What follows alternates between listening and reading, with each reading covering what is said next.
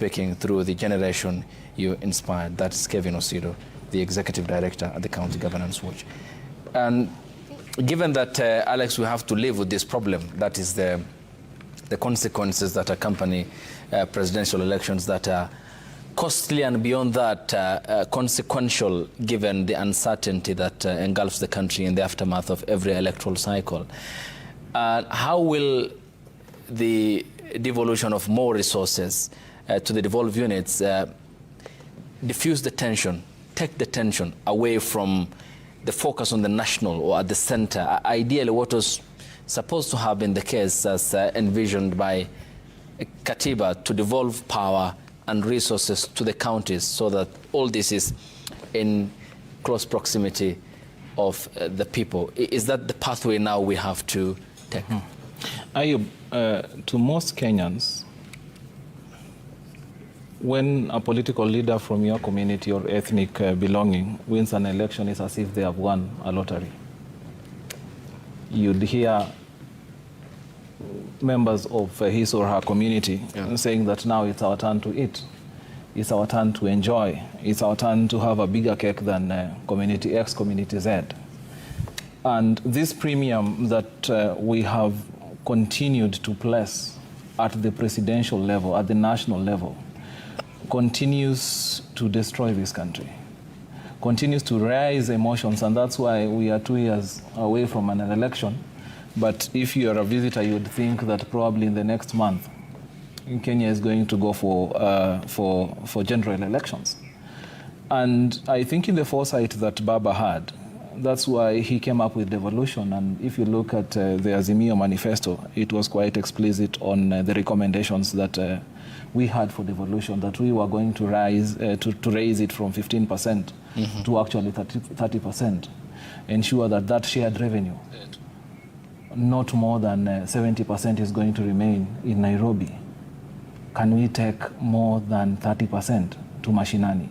This will somehow pacify the feeling that I need to have a president who comes from my community, and that is the surest way to know that my welfare, my aspirations, and my challenges are tackled.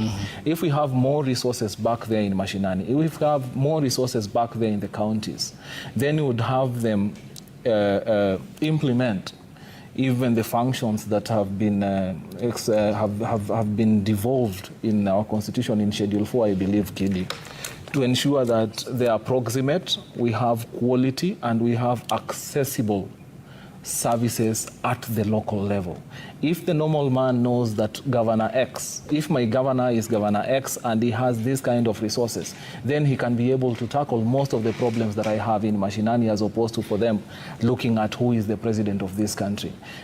I believe, from where I see, that this is part of the vision that Raila had, and until even he signed off, he continued advocating for devolution, saying that we need to have more resources in devolution, that even the national government does not, should not actually continue ignoring or assuming that certain functions are a privilege of the national government. But if the constitution says in Schedule 4 that a function like health should be devolved, then health fully should be devolved. We leave only the national government with the policy aspect. And I think this is some of the challenges that up to now we have not been able to solve, because for instance, the budget of the Ministry of Health alone is more than the shared revenue that goes to counties, to the 47 counties, which basically beats the logic why in our constitution we say that health is devolved, while a big chunk of our budget still remains at the national government. I don't think this is part of the vision that the drafters of the constitution, including Raila Amolo Odinga, had when they were drafting the aspects of devolution. If you look at roads, and Raila has been quite vocal on that, on the functions of Kura, of the functions of Kera, on the functions of Kenha.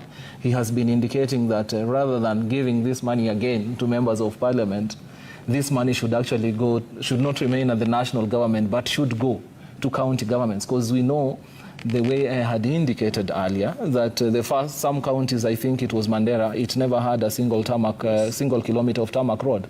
The only tarmac road that they knew the first time post 2010 actually came as a result of devolution. So you can see the kind of hindsight and the kind of insight he also had when he was pushing for such aspects as devolution. And he knew very well that if we have resources, if county governments have enough resources, then they can be able to provide quality services that are proximate and accessible to majority of Kenyans. Remember that at the national level in Nairobi, Nairobi is basically a population of about 4 to 5 million. Yes. In a country of about 56 million. So you have about 51 million of Kenyans out of Nairobi. And basically, if you extrapolate it further to urban centers, you'd realize that majority of our population are actually in rural areas. So for us to ensure that we have taken advantage of even the enormous potential that Kenya has, devolution has to work. And I think that is a challenge that Mzee Raila Amolo Odinga left for us, that we as his mentees have to fight for devolution, have to ensure that there are more resources, but also ensure that once these resources go to county governments, the aspect of accountability is key. Yeah, and he was clearly very fastidious in preparation for debates at the National Assembly, and espoused that throughout his political career. How will then the membership of the county assemblies learn from this in strengthening accountability at the county's level and to the National Assembly? What then will this portend for the much needed oversight which is apparently lacking on the part of it? Is there something that they can learn from the former Prime Minister? A lot.